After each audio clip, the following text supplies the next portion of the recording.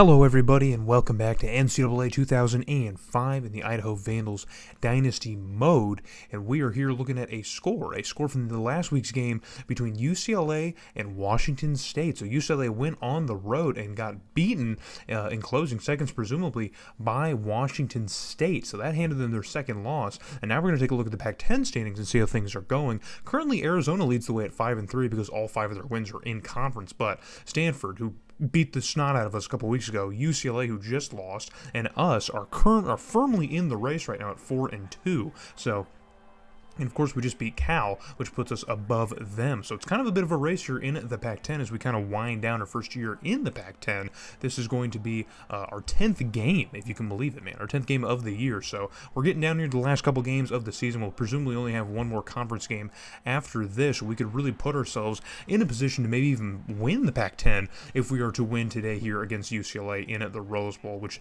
there's not a ton of huge chances for that. There's not like a great chance that can happen, but with UCLA grabbing an extra loss against Washington State, that really does kind of open the door for us at least and pave the way a little bit. And with Arizona being 5-3, there's a pretty safe guarantee that they'll at least lose maybe 1 or 2 more games to end their season. So a win today would really put us in the best possible position, but we need to focus on just winning, baby. You know, we're already bowl eligible. We've already gotten over that hump, which is something I thought would be a much bigger battle in the Pac-10 this year, but we've been able to overcome that. So UCLA, one of the better teams in the conference this year, or, you know, within the last couple of years. They were not so great last year, but they have really kind of turned things around this year, and now we're in a rocking Rose Bowl trying to get something going here and trying to win a game, and Matt Norwood's already letting the pressure get to his head as he throws an interception here. Does make the touchdown-saving tackle, so he won't throw the pick 6 here, but he does turn the ball over early in the game against the Bruins, so UCLA's already feeling themselves here. And I don't know if the Rose Bowl's packing like this for just a normal UCLA regular season game outside of the Rose Bowl, but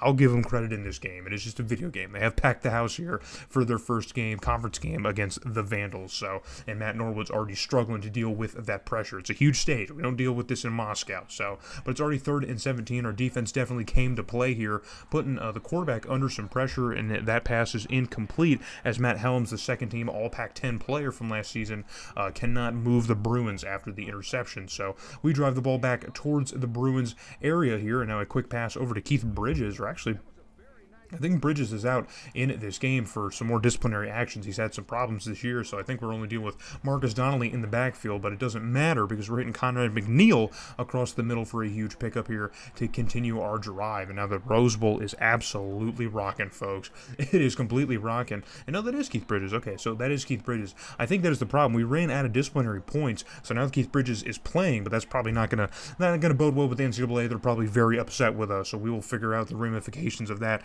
at the end of this season since we are out of disciplinary points. So hopefully things don't get worse. Hopefully Keith Bridges is where it ends. But we're going to have to rely on Norman Mays, the kicker, to nail home this field goal, which he does. So 3-0 lead over the Bruins here. And we're once again moving on offense late in the first quarter. And Roderick Williams, our huge freshman standout in the receiving corps, gets himself another completion in this game to give us a first down. But UCLA's defense is finally starting to apply some pressure here. So on 3rd and 10, Norwood looking over his options, steps up in the pocket here and fires across the middle to Huber, the tight end, who hauls it in for another first down. And so Matt Norwood's going to have to pick himself up here, but he did get the first down. And now the first quarter is going to come to a close, and we're holding on to that 3-0 lead over the Bruins. So 1st and 10 now to start off the second quarter. Norwood drops back and runs right into the pressure. I don't know if he didn't see it coming off of the edge, but there's going to be a bit of a dog pile there, but we are going to land on top of it. So UCLA is happy about what they just caused, but we do still retain possession here. So fast forward to a 3rd and 5 now, trying to get into the end zone, and Norwood floats one to the back of the end zone, and it's Roderick Williams, the freshman, once again getting a touch on the ball, this time a touchdown, and we are going to take a nice little lead over UCLA. Now, as we've finally been able to cap off some drives here, UCLA's offense has really struggled to get going here offensively in L.A. L.A., it's weird to say. I mean, it's Pasadena, right, because we're in the Rose Bowl, but, you know, yeah, I don't know why I said L.A. It's weird. Either way, UCLA is struggling on offense, and that is not going to help here as Matt Helms manages to find, I believe, Zach Weiss, the linebacker, across the middle, who makes a diving, kind of sliding pick interception. But now Matt Norwood's going to pay it right on back to the UCLA defense, and now this one's heading the other way. play. It might even be a pick six, but Keith Bridges tracks down the defender and hauls him down before he can get into the end zone. Still, he's going to get right at about the 5, so our defense is going to have to put out a pretty Herculean effort here to keep the Bruins out of the end zone after Norwood's second interception of the game sets up UCLA's offense with a prime opportunity. And we're going to see here, yeah, it was just not a good throw, man. Not a good selection, not a good choice. I don't know why on earth Matt Norwood thought that. Look at that, right off the foot immediately. He tried to attack that spot as quickly as he could, and it wasn't a good call. Wasn't a good call. Wasn't a good decision. And now UCLA almost had 6 going the other way. So Helm is going to just pitch this one off to the running back Kevin Ball, who's able to get to the outside edge and get into the end zone for UCLA's first points of the game, as the Bruins are finally able to answer or put something on the scoreboard here after Norwood's mistakes. So UCLA will not be silenced here in the first half, as Kevin Ball is able to get into the end zone and get the Bruins a little bit of pointage here early on. But we are once again moving past midfield here. Norwood rolls out to his right, still rolling and looking, and dumps one off here along the sideline for another pickup here for Keith Bridges. So Keith Bridges doing a little bit out of the backfield, not so much on the ground, but through the air, and we will happily take that. And now Norwood zips this one across the middle. And I believe that looks like or it's Nicholas Bullard. I thought it was going to be Trey Mosley, but it's actually Nicholas Bullard.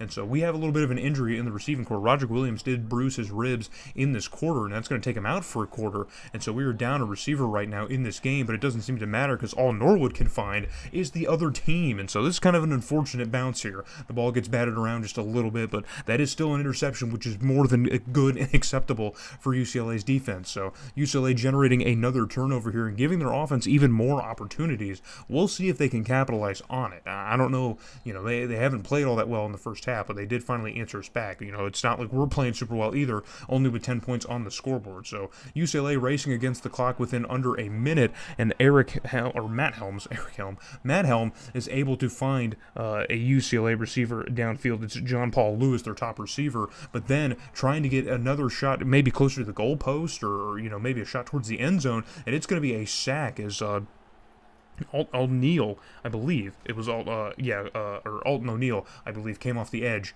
and got to Helm, the quarterback, and brought him down right at that midfield logo, not only taking UCLA out of field goal range, but ending the half effectively. So 10-7 is going to be your score here, only 17 points. We're not used to these low-scoring type of affairs in a half of football here, and so UCLA's offense is going to try and get a little bit quick of a jump start here on things, as Helms dumps this one deep downfield, and he finds an open receiver for not just a first down, but pretty much just flips the field for the UCLA offense. And we're going to get another nice little look at this here. Look at that moonshot of a ball here. And there was a lot of Vandal players out there, but he just kind of perfectly placed that one, kind of dropped that one right in there. So UCLA now moving with the ball here. Helms is going to pump fake a couple times, still moving in the pocket, looking for an open man, and he finally finds one. So you give him enough time to find an open receiver, and he, of course, will find one. That's true for most quarterbacks, but Helms is really putting that theory to the test right now in this game, as now UCLA takes the lead after pretty much dilly-dallying, I guess you could say, kind of futzing around for most of the first half. They finally score early enough here in this game and answer back to us. So give a nice shout out to the Bruins offense for finally moving, and now they're moving once again as they have the ball. So now we're flipping things here. Now our offense is seeming to struggle to find any level of momentum, and UCLA seems to be working pretty easy on that. So they try and hand this one off here. It doesn't go for much, but it does get the first down, and now Helms here, prime opportunities. I believe he hits John Paul Lewis across the middle once again for another pickup, and now UCLA's offense is looking to strike here with about goal to go. They got to be within goal to go, I think, and they can get into the end zone. So on 3rd and goal here, the third quarter timing coming down to the last final seconds here, just under 30 seconds, and Helms has to get rid of it quickly here under some pressure, and there was a player in the backfield over ball who could have easily broke that up. I didn't see who it was. We might get another look on the replay and see who tried to jump on that play, but UCLA, either way, is able to convert as Helms is able to connect with the running back and get into the end zone. So there you see, they weren't positioned very well, whoever it was. It might have been Claude Orr, but whoever was positioned there, they weren't in a good spot, but they definitely at least made a read on the play, so I can't be super mad about it.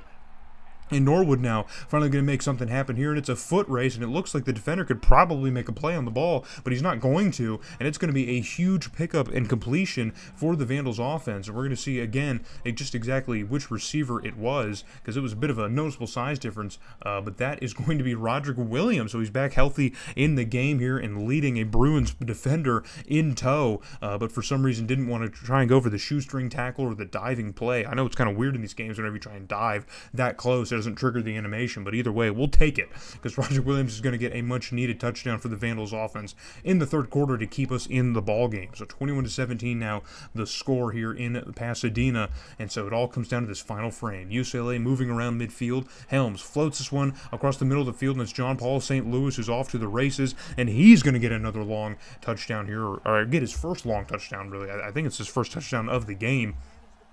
But this one is going to be a long completion for UCLA, similar to our touchdown, which Roderick Williams just was. So both teams now exchanging long passing plays, and this one is an absolute killer here if you're the Vandals, because now we are really struggling to keep the momentum on our side, or just kind of swing any momentum, as we're now down 11 points to UCLA in this final quarter. And Norwood's going to try and run for it himself here. Has a ton of open space here, gets across the 35, and he's going to hit it from behind and drop the football, man. That Norwood keeps turning over the ball and making mistakes, man. We cannot afford to have those kind of mistakes, and this game has really just kind of been a disaster for him alone. 4 total turnovers, and I think they're all almost exclusively on his back, man. He's fumbled the football twice now. He's thrown 2 interceptions, almost a pick 6. I mean, this is just brutal. He is really kind of keeping UCLA in this game, and we cannot afford to have that kind of nightmare game with a potential shot at the Pac-10 on the line. So we send pressure to Helms, and Helms gets completely gobbled up in it, but somehow gets rid of the football, and I don't know who he was able to find. It looks like maybe Todd Sharp, the tight end,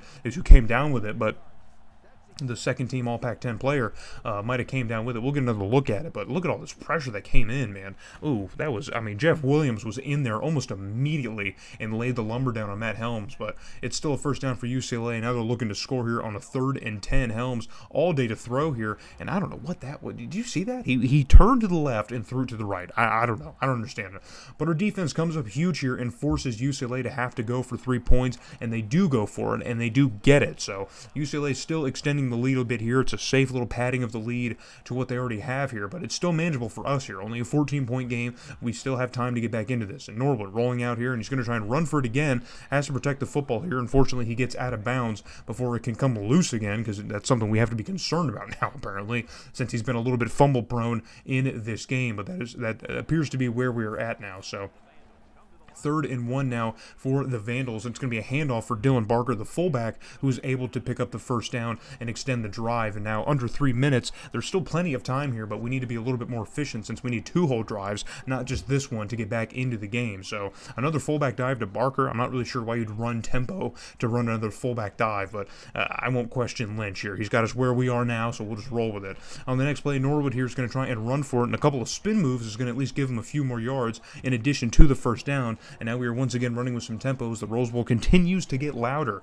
Time ticking closer to 2 minutes, trying to score at least before that 2-minute mark. And Norwood flips this one out here, and it's going to be caught by Conrad McNeil, who has to come out of the end zone to make the catch. So it's not going to be a touchdown, but we are very, very close here. The ball's probably going to be spotted at the 1 or 2 yard line. So 1st and goal, getting down to that 2-minute warning, and it's going to be a handoff to Dylan Barker once again, who caps off the drive here. Finishes what he started, and we love seeing that. We love seeing the conclusion, a beautiful conclusion to the drive, as Barker able to get in for us and get us within 7 of the Bruins. So on 3rd and 6, UCLA needs a first down to ice the game if at all possible, and Helms instead throws a pick to Claude Orr. And Claude Orr gets us a huge, huge boost here. And look at the pressure we've been putting on Helms all game here. 13 hurries has resulted in 3 interceptions, and that's how you play the game, man. So UCLA's been putting a lot of pressure, too, here, as we're already on 3rd and 10. Just a minute left to go. The boys are having a hard time hearing us over this loud and rowdy rock and bowl, but we're going to try here. So Norwood flips this one out here over to, I believe, Nicholas Bullard, who was able to make the catch, but he's out of bounds short of the line to gain. So it's going to have to be a questionable, or not questionable, but a risky fourth down here. So on 4th and 2, this is for the game here. UCLA can win it. Norwood drops back here and flips this one out quickly, and it's going to get batted around before it is incomplete. It hits the grass safely, and UCLA is going to hang on to win this one by just 7 points. So another close game in this Idaho series, and it ends in favor of UCLA, man. So UCLA did a crushing blow to their season last week with Washington State, and then they get the huge boost that they needed to keep themselves alive in the Pac-10 race by beating us here today. And I mean, I can't overstate how important this game probably is in the grand scheme of our season here, our inaugural season in the Pac-10. So we're still looking to have a pretty decent season regardless, maybe only having 3 or 4 losses on the year depending on how our last games go. But I mean, this was the last chance we probably had at maybe even having an outside chance at the Pac-10. I can't imagine a 3-loss Pac-10 team probably can win the conference. It's probably not going to happen, but you never know. You never know. UCLA could lose another game. Arizona could lose all of their games. I doubt it's going to happen, but we will keep a close eye on it. So clearly the Pac-10's been a little bit weird. Cal won it last year with 4 losses, so why couldn't we? But they weren't all conference losses. So looking over the stats once again, Norwood, I don't know, it's really hard. 3 picks. I mean, I can't, dude. Matt Norwood was really kind of the reason this game did not go the way that we needed it to go. We just needed a better game from him, and he just wasn't there, man. He still did everything that we're so used to him doing. That's generating a lot of momentum for our offense, but it was just self-destructive at so many points that we just can't really overlook it.